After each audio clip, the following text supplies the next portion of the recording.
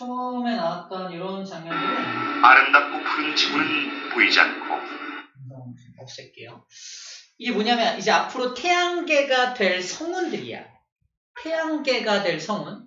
태양을 중심으로 수금지와 목토천이라는 행성들이 앞으로 만들어질 건데 그것도 성운으로부터 출발한다는 거고 중심부는 뭉쳐져서 태양이 먼저 형성이 돼요. 주변에 이제 행성들이 만들어지는 과정이 나올 건데 얘는 아직 원시태양이라 볼 수 있습니다. 엄청나게 막 에너지를 뿜어내고 있지는 않고요.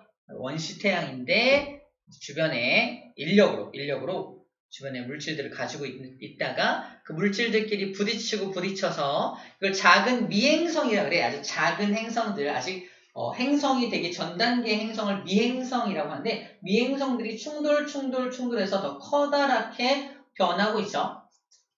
이 미행성이 커다랗게 변해가면서 우리 지구라고 하는 행성도 이렇게 미행성체들의 충돌로 만들어지게 됩니다.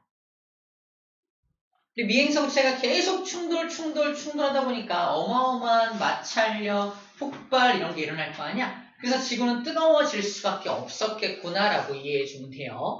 지구가 엄청나게 뜨거워서 표면 온도가 1200도라는 건 암석이 녹을 정도의 온도가 1200도거든요. 암석이 다 녹아있으니까 무슨 상태다?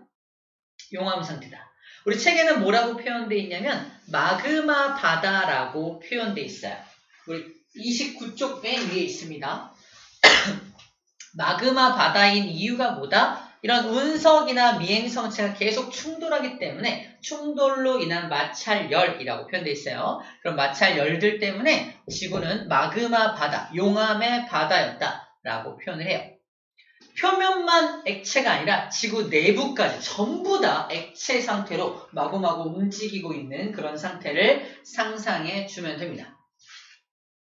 자, 들어. 이렇게 액체 상태이다 보니까 유동성이 있죠. 움직일 수 있잖아. 그래서 무거운 게 안으로 가라앉을 수 있었던 거야. 그리고 가벼운 게 위로 떠오를 수 있었던 겁니다. 지구에 제일 많은 원소가 아까 뭐였죠? 철이었잖아. 그때 철이 이 안으로 잔뜩 가라앉을 수 있었던 이유가 지구 전체가 모였기 때문에 이런 액체 상태의 마그마 바다였기 때문에 가능했다라는 겁니다. 처음부터 고체로 툭 만들어지면 가운데 철을 누가 갖다 넣어야 될 거 아니에요. 말이 안 되죠? 그렇지 않고 저절로 무거운 게 가라앉을 수 있었던 이유가 이런 상태였기 때문이겠구나라고 생각해주면 됩니다. 자, 이렇게 층상 구조가 가운데 핵, 그 다음에 멘틀 위에 지각이 떠 있다 보니까 지각이 가장 가벼우니까 위에 떠 있는 거고 가장 무거운 핵이 안으로 가라앉은 거예요. 자, 이거는 지금 이제 달이 만들어지는 과정이 나와 있는 거고 맨 마지막에 달이 다 형성이 되고 나서 자, 이 장면이 되게 중요한 장면인데 자, 미행성체 또는 운석의 충돌이 어때요? 아까보다는 많이 줄어들었다는 걸 볼 수 있다. 떨어지는 건 별로 없죠? 줄어들었습니다. 많이 줄어들었고 자, 이건 뭐야? 액체가 아니죠? 고체 상태의 지각이 지금 만들어진 거예요. 미행성체의 충돌이 줄어들다 보니까 마찰열도 적게 발생하고 그러다 보니까 이제 지각들이 굳어져서 암석이 되고 있는 상태입니다. 액체가 고체로 변하고 있다는 거야. 이 장면은 뭘 의미한다? 아, 지구가 이제 많이 식었구나라는 겁니다. 지구가 식어서 이제 마그마가 굳어져서 이런 지표면, 지각이 형성되고 있구나라는 거야. 이 지각을 이제 원시지각이라고 불러줍니다. 원시지각이라고 하고 아까도 얘기했지만 원시지각이 만들어질 때 여기 규소 성분과 산소 성분이 잔뜩 들어가 있다 그랬잖아. 그래서 여기에 있는 대기, 이 대기에는 그러면 산소가 있다 없다? 산소가 없다는 걸 기억해야 돼. 이 대기에는 지금 현재 산소가 전혀 없습니다. 산소가 전혀 없어. 뭐 질소라던가 이산화탄소, 수증기 이런 건 있지만 지금 산소는 전혀 있지 않다는 거 꼭 기억해 줘야 되고요. 대기 중에 있는 수증기들, 이 수증기들이 나중에 지구가 더 식으면요. 지구가 더 식으면 수증기들이 뭐가 되겠어? 액체 상태로 변해서 떨어질 거 아니야? 수증기가 액체로 변해서 떨어지는 현상을 뭐라 그래요? 비가 내린다라고 하죠. 그래서 이 원시 지각이 먼저 만들어지고 그때 나중에 비가 내려서 물이 고이게 됩니다. 그 물이 고인 상태를 우리는 뭐라고 불러주냐? 바다가 형성되었다라고 표현해요. 너무 뻔한 건데 시험 문제 이런 걸 물어봅니다. 야, 원시 지각이 먼저 만들어진 거야? 원시 바다가 먼저 만들어진 거야? 당연히 지각이 먼저 만들어지고 거기에 물이 쌓인 게 바다잖아. 지각 먼저고 그 다음 나중에 바다가 형성이 된 겁니다. 수증기가 뭉쳐져서 이제 바다를 형성하는 거죠. 이 액체 상태의 바다가 굉장히 중요한데 이 액체 상태의 바다는 뭘 막아주냐면 태양에서 날아오는 자외선을 막아줘요. 그러니까 물 속은, 그 액체 상태의 바다 속은, 바다 속 안쪽은 자외선의 영향을 받지 않습니다. 그래서 생명이 어디서 탄생한 거야? 물 속에서 탄생한 거예요. 왜 하필 물 속에서 생명이 탄생합니까? 라고 했을 때 바로 자외선 때문인 거야. 자외선 때문에 물 속에서 생명이 탄생합니다. 물 속이어야만 하는 이유가 또 하나 있는데 첫 번째가 자외선이고 두 번째는 뭐냐면 물 속은 유기물들이 농축될 수 있는 장소입니다. 유기물이 쌓여서 유기물들끼리 화학 반응을 일으킬 수 있는 그런 장소라는 거예요. 만약에 내가 지표면에 A라고 하는 지표면에 A라는 생물이 나 여기 살래! 딱 태어났어. 어떻게 될까? 첫 번째, 자외선 때문에 죽습니다. 그래서 두 번째, 공기 중에 산소가 없어서 죽어요. 그죠? 세 번째, 운석 충돌로 죽을 수도 있습니다. 그죠? 여러 가지 이유로 절대로 여기선 진화가 일어날 수가, 생명이 탄생할 수가 없겠네라고 이해해주면 돼요. 그래서 물속이었어야만 하겠구나라고 이해해주면 됩니다. 그래서 우리는 생명의 기원, 생명의 시작이 물, 액체 상태의 물이라고 보는 거고 우리와 똑같은 과정으로 다른 행성에도 우리와 똑같은 과정으로 진화에 의해서 외계인이 존재한다면 그 행성에도 뭐가 존재해야만 한다? 액체 상태의 물이 존재해야만 한다. 온도가 0도에서 100도 사이의 온도를 가지고 있는 행성들을 찾고 있는 거예요. 그 행성들에서 이제 외계인이 발견될 확률이 높으니까. 그래서 그런 행성들을 찾는 프로젝트를 하고 있는데 벌써 수십 년째 하고 있지만 아직까지는 그 행성들은 한 400여 개 정도 발견을 했어요. 우주 전체에서 한 400여 개 정도의 물이 존재하는 행성을 발견했지만 아직 생명체의 흔적은 발견하지 못했다고 합니다. 생명체 흔적을 발견 못했어요. 자, 그래서 우리가 예측해 볼 수 있는 건 뭐냐면 최초로 만들어진 생명체, 그 물속에서 탄생한 그 최초의 생명체는 산소를 이용하지 않는 생명체였던 거야. 왜 산소가 없어 지금? 대기 중에 산소가 없다는 건 물속에도 산소가 별로 없다는 뜻입니다. 용존산소라 그래서 대기 중에 있는 산소가 물속에 녹아 들어가는 거거든. 산소가 없어. 물속에도 산소가 없는 거야. 우리는 산소 없이 살 수 없죠. 하지만 우리는 알고 있어. 산소 없이도 살 수 있는 생명체가 세상에 존재합니다. 산소 없이 살 수 있는 거 존재합니다. 일예로 식물은 광합성하죠. 산소를 지가 만들잖아. 그치? 물론 그 만든 산소를 지가 또 이용해야 되지만 처음에 최초의 생명체는 그래서 산소 없이 이산화탄소나 유기물들을 갖다가 끌어먹고 사는 그런 생명체였을 거라는 겁니다. 산소 없이 살 수 있는 그런 생명체였을 거라는 걸 상상할 수 있어요. 시험에 또 물어봅니다. 산소를 이용하는 생명체를 유기호흡 생물, 유기호흡이라는 표현과 무기호흡이라는 표현을 써요. 기체가 있어야 한다. 기체 없어도 된다. 이때 이 기체는 산소를 의미합니다. 이 산소가 있어야 살 수 있는 생명이 먼저냐, 산소 없이도 살 수 있는 생명이 먼저냐. 당연히 이 녀석, 산소 없이 살 수 있는 생명체가 지구에는 먼저 탄생을 했고 걔가 산소 없이 열심히 살다가 이대로 못 살겠어! 이런다. 왜 그러냐면 유기호흡이라는 게 우리가 알고 있는 유산소야. 유산소 운동 같은 거야. 무기호흡은 무산소 운동 같은 겁니다. 무슨 말이냐면 우리가 똑같은 포도당을 준 다음에 유산소 호흡을 하면 와 100줄만큼 에너지가 이만큼 나와요. 와! 산소를 이용해서 태우면은 굉장히 많은 에너지가 나오는데 똑같은 포도당을 주고다 산소 없이 에너지 만들어봐. 억지로 만들어서 이만큼밖에 못 만들어. 즉 에너지 효율이 매우 떨어집니다. 누가? 무산소 호흡이 효율이 너무 떨어져. 에너지 효율이 너무 떨어지면 이 상태를 가지고는 진화가 불가능합니다. 더 이상의 더 높은 고등한 생명체로 진화가 불가능해요. 그래서 생명체 중에 계속 모든 생명체가 다 무산소 호흡을 하면서 억지로 에너지를 만들며 살아가고 있었는데 더 이상 이렇게 못 살겠어 하면서 조금 진화를 한 생명체가 이제 유기호흡 생명체가 탄생하게 된 건데 그 사이에 어떤 생명체가 있냐면요. 그 유기호흡이 가능하려면 산소가 만들어져야 될 거 아니야? 산소를 최초로 만드는 생명체가 탄생을 하게 된 거야. 그 생명체 이름입니다. 바로 남세균입니다. 이 남세균이라는 생명체가 최초의 광합성 생명체. 지켜줄게. 눈뽕주의. 눈부셔. 자, 이 최초의 광합성을 할 수 있는 생명체 남세균입니다. 광합성이야. 최초로 광합성을 하는 생명체가 탄생을 해서 공기 중에 산소를 하나하나 만들어내기 시작합니다. 산소를 만들어서 이제 그 산소를 가지고 나중에 유기호흡 생명체까지 탄생하게 되는 거죠.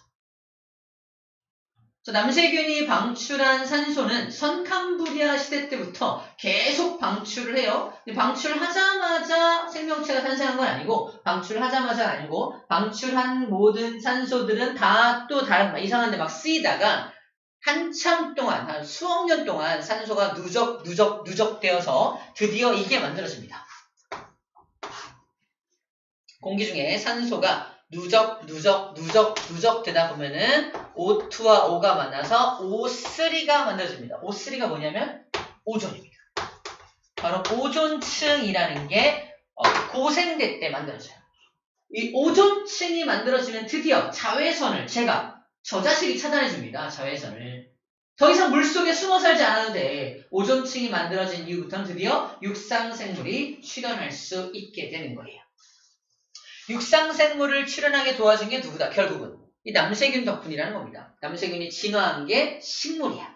남세균이 더 진화한 게 식물이고요. 그 식물들 덕분에 산소가 풍부해져서 육상생물까지 출현하게 되는 겁니다.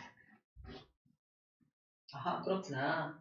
그래서 우리 생명체 탄생에 대한 내용들을 쭉 한번 미리 설명을 좀 해줬고요. 우리 그림 이제 보면서 정리를 좀 해볼게요.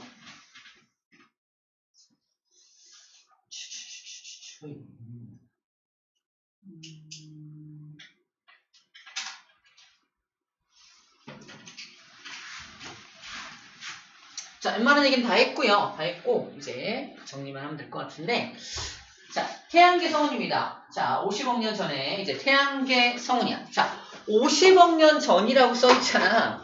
50억 년 전. 봐봐. 빅뱅으로부터 현재가 138억 년이 지났는데 현재 시점으로 50억 년 전이면 빅뱅 이후로는 한 90억 년이나 지난 거야.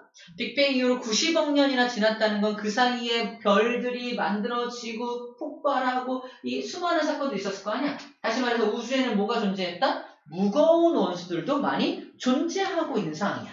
그래서 이 성운은 아까 별이 처음 만들어질 때 그 성운과 조금 달라. 아까 쌈이 처음 제시했던 성운은 수소하고 헬륨밖에 없던 성운이었잖아. 하지만 지금 이 성운은 뭐가 많은 성운? 무거운 물질들이 많이 포함되어 있는 그런 성운을 상상해 주어야 하는 겁니다. 이 엄청나게 무거운 물질이 포함된 성운들이 잔뜩 모여있는 상황인 거고 이게 이제 중력에 의해서 수축합니다.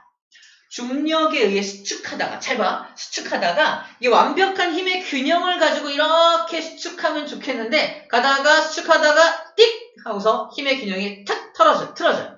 힘의 균형이 틀어진 방향이 이 방향이었던 거지. 이게 뭐냐면 힘의 방향이 틀어진 방향으로 이렇게 회전하면서 수축을 한 겁니다. 회전 방향이 반식의 방향이었던 거야. 그래서 이 성운이 수축하면서 회전하는 방향이 반시계 방향으로 이렇게 회전을 한 거고, 이 반시계 방향으로 회전하는 게 지금도 남아서 모든 행성은 모두 반시계 방향으로 공전하고 있습니다. 모든 행성이 다 반시계 방향으로 공전한 이유가 뭐다? 최초에 이 성운이 수축할 때부터 반시계 방향이 결정됐던 거야. 만약에 성운의 회전 방향이 처음에 반대 방향이었다면 모든 행성은 다 시계 방향으로 돌고 있을 거예요. 그렇죠? 성운의 행성의 수축 방향이 반시계였구나라고 생각하면 되고요.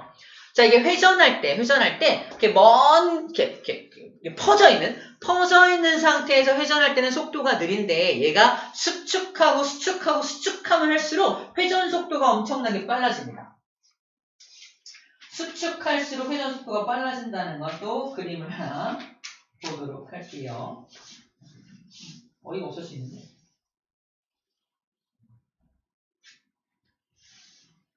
누구죠?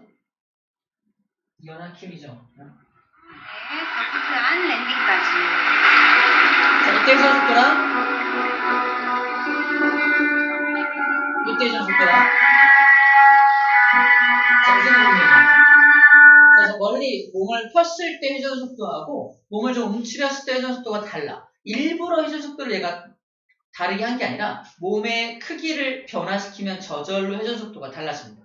자, 이걸 보여준 이유가 성운도 마찬가지라는 거야. 멀리 퍼져 있을 때 회전 속도는 좀 느리게 회전하는데, 점점 수축할수록 회전 속도가 엄청나게 빨라진다는 겁니다. 그래서 우리가 상상할 게 뭐냐면, 그래서 이게 수축해서 원래 가운데로 수축을 쫙 해요.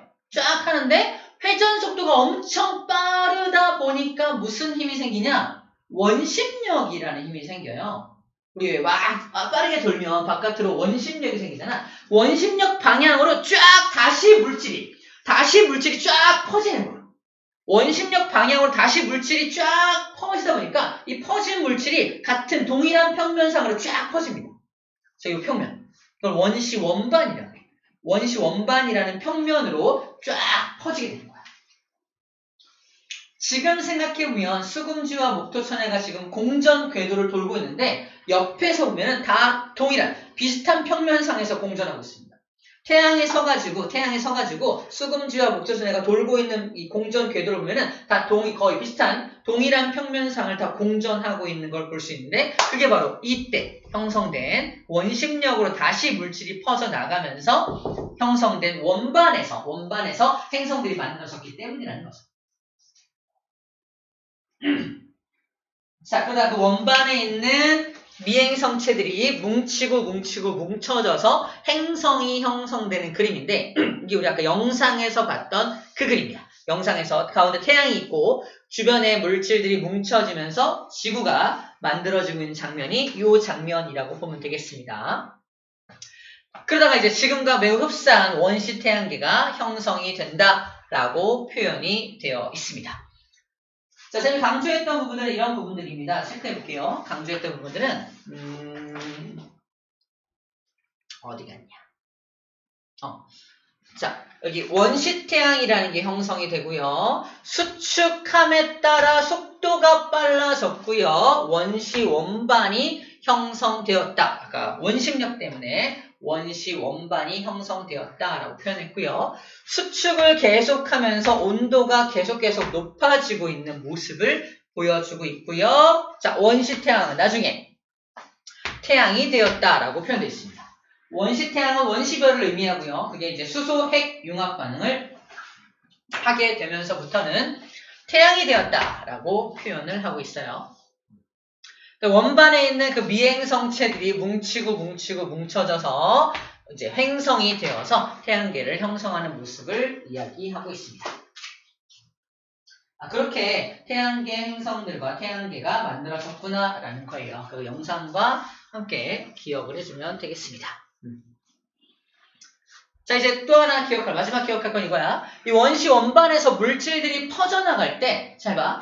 이 가운데 있는 태양은 굉장히 많은 질량을 품고 있는 녀석이기 때문에 중력이 엄청 세거든. 주변에 퍼져나갈 물질들은 암석들과 기체들이 있을 때, 암석들은 아무래도 질량이 크다 보니까 내가 태양이야. 태양이 엄청나게 센 힘으로 꽉 잡아당기면 암석들은 멀리 도망 못 가. 하지만 기체들은 너무 가벼우니까 휘잉휘잉 도망갑니다. 그래서 암석들은 멀리 못 가서 태양 주위를 돌게 되고요. 기체들은 멀리 도망가서 더 먼 곳에서 돌게 되는 거야. 그래서 이 암석들이 뭉쳐진 게 지구형 행성이 되고 기체가 뭉쳐진 게 목성형 행성이 되는 겁니다. 책에서는 뭐라고 표현하고 있냐면 이 중력 때문에 무거운 게 멀리 못 간다라고 표현이 되지만 이 암석 성분들은 녹는 점이 높잖아. 녹는 점이 높은 녀석들이 가까운 곳에 남아있고 녹는 점이 낮아서 이미 끓어버린 녀석들은 저 멀리까지 갔다라고 표현되어 있습니다.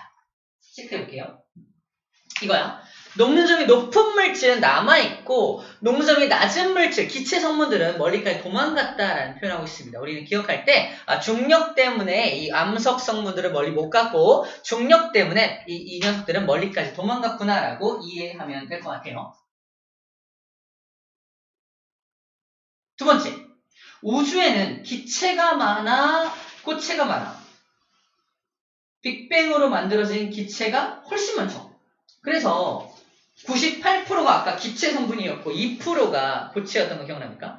이 녀석들은 얼마 안 돼. 근데 멀리 밀려나간 기체 성분이 훨씬 많다라고 이해해주면 됩니다. 우리 원반에 있는 물질 중에도 뭐가 더 많다? 기체가 훨씬 많았고 기체가 멀리 밀려나가서 훨씬 더 많은 물질들이 저 목성형 행성들을 이루었다라고 표현을 해요. 이 태양계를 이룬 전체 질량을 100이라고 한다면 쌤 기억에 태양이 98%의 질량을 가져갑니다. 질량이 크면 클수록 중력이 엄청 세지. 나머지 2%를 갖다가 얘네들이 나눠 가지는데 잘 봐. 2%의 70%를 얘가 혼자 가져가. 2%의 70%면 274, 1.4%죠. 1.4%를 얘 혼자 가져가는 뜻이야. 다시 말해서 이 지구형 행성과 목성형 행성 중에 또 대부분의 질량을 차지하는 건 누구다? 목성형 행성들이 또 대부분의 질량을 차지한다라고 기억해주면 돼요. 그래서 이게 되게 크기 차이 얼마 안 나게 그랬지만 실제로는 엄청난 크기 차이를 보입니다. 그래서 크기가 엄청나게 크고요. 우리가 기억해야 될 부분들은 그래서 목성형 행성들이 질량이 매우 크다. 지구형은 질량이 좀 작은 편이다 라는 겁니다. 질량이 매우 크면은 중력도 매우 큽니다. 중력도 매우 커서 지구는 중력이 너무 작아서 기껏 달 하나 정도만 돌게 만들고 있어요. 위성이 하나밖에 없어요. 근데 질량이 너무너무 커서 중력 너무너무 큰 이런 목성형 행성들은 주변에 있는 물질들을 겁나 많이 잡아 당겨가지고 자기 주위를 돌게 만듭니다. 그래서 여기 있는 목성, 위성이 67개 정도의 위성을 가지고 있고요. 토성도 지금 뚜렷한 골이 보이죠? 토성의 뚜렷한 고리도 자기가 끌어들인 물질 중에 어떤 기체 성분이나 이런 어떤 수증기라던가 얼음 같은 것들이 돌고 있는 게 이런 뚜렷한 고리가 되고요. 얘도 자기 주변에 위성이 60여 개 넘는 위성을 갖고 있습니다. 그래서 20여 개 이상의 다 위성 갖고 있습니다. 그래서 위성이 그렇게 이 목성형 행성이 위성이 많은 이유는 딱 한 가지야. 중력이 너무 세니까. 너네 위성이 별로 없니? 중력이 약하니까. 왜 중력이 약해? 질량이 작아서라고 다 통칭됩니다. 그리고 중력이 세다 보니까 주변의 물질을 끌어들여서 위성만 많은 게 아니라 이런 고리들을 갖고 있어요. 우리 사진상으로는 토성만 고리가 있는 것처럼 보이지만 실제로는 다 아주 희미하게나마 모든 목성형 행성은 다 고리를 가지고 있습니다. 다 고리를 갖고 있어요. 자, 이제 표를 정리해볼게요. 표로. 정리해볼게요. 정리하면 지구형 행성은 질량이 작다, 목성형은 크다라고 되어 있고요. 고리가 없다, 고리가 있다라고 통칭되어 있죠. 목성형은 모두 고리가 있다라고 지금 얘기하고 있는 중이야. 우리 사진상으로는 토성밖에 안 보이지만 있다라고 표현되어 있고요. 위성이 없다. 얘는 위성이 많다. 다 중력 관계로 표현할 수 있습니다. 자, 그 다음 마지막 우리 기억할 건 이겁니다. 밀도인데 밀도. 처음에 선생님 밀도 얘기했었죠. 밀도 공식이 부피분의 질량이잖아. 봐봐. 목성형 행성의 밀도가 작다라고 표현되어 있습니다. 봐봐. 밀도는 부피분의 질량인데 목성형 행성은 질량이 엄청 크다면서요. 근데 밀도가 어떻게 작죠? 부피는 더 크거든. 부피가 더 커서 밀도가 상대적으로 작아지게 됩니다. 지구형 행성은 질량이 작다면서요. 근데 밀도가 왜 크죠? 부피는 더 작거든. 그래서 밀도가 상대적으로 크게 되는 거야. 자, 밀도가 작다 크다 개념, 반지름과 질량을 반지름이 부피니까 반지름과 질량을 합쳐서 생각할 수 있어요. 자, 우리 모식적으로는 우리 이미지적으로 이렇게 기억할 수 있어요. 지구형 행성 4개를 이렇게 다 손에 담아. 내가 신이야. 그다음에 목성형 행성 다 손에 이렇게 8개를 우르륵 담아. 됐어요? 물에다가 던집니다. 다 가라앉아. 근데 한 마리만 떠. 누굴까요? 아니야, 목성 아니고 토성이 뜹니다. 토성이 둥둥 떠요. 고리 때문에 뜨는 건 아니고 밀도가 굉장히 작아. 토성이 대표적으로 밀도가 엄청 작은 거고 위에서 나와 있는 목성형 행성들이 그래서 대부분 다 밀도가 좀 작구나라고 생각하면 돼요. 물에 뜰 정도로 밀도가 엄청 작다. 물의 밀도가 1이거든요. 그래서 토성의 밀도는 1보다도 작다라고 표현을 해요. 밀도 관계는 이런 이미지로도 함께 기억할 수 있습니다. 시험 문제 이렇게 나옵니다. 자, A라는 행성과 B라는 행성이 있다. B는 누구죠? 반지름이 크고 질량도 크네요. 목성형 행성을 의미합니다. 자, B 행성의 특징이 아닌 것은 표면이 암석으로 되어 있다. 틀렸죠? 그죠? 암석이 아니에요. 이렇게 찾으면 되고요. 마찬가지로 A와 B를 두고요. B가 뭐냐? 반지름은 큰데 밀도는 작네? 목성형이죠? 그래서 A, B 써놓고 찾는 문제 찾아낼 수 있으면 됩니다. 어렵지 않죠? 오케이. 시간이 많이 없는데 우리 29쪽의 문제 빠르게 나머지 문제 풀어봅시다.